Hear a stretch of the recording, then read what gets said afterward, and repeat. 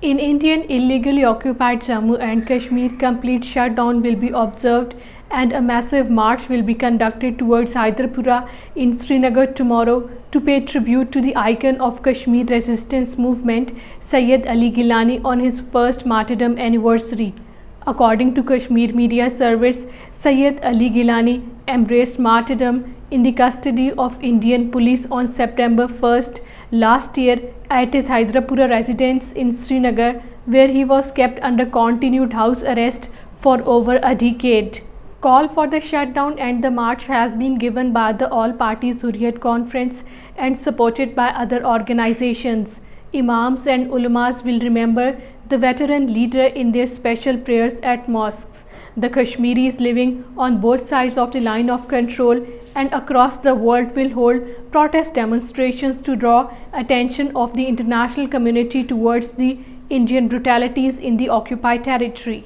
Hurriyat leaders and organizations paying rich tribute to the martyred leader have reiterated the Kashmiris' resolve to continue his mission against all odds. The incarcerated senior APHC leader Mirwais Umar Farooq, in a statement issued in Srinagar, said the Kashmiri people will always remember Syed Ali Gillani for his commitment and contribution to the ongoing struggle for their right to self-determination. He said Syed Ali Gillani's mission will be taken to its logical conclusion despite Indian state terrorism. Meanwhile, locals have categorically rejected the Indian authorities' claim and said that 3 youth martyred by the Indian troops in Shopian yesterday were innocent and were targeted in a fake encounter.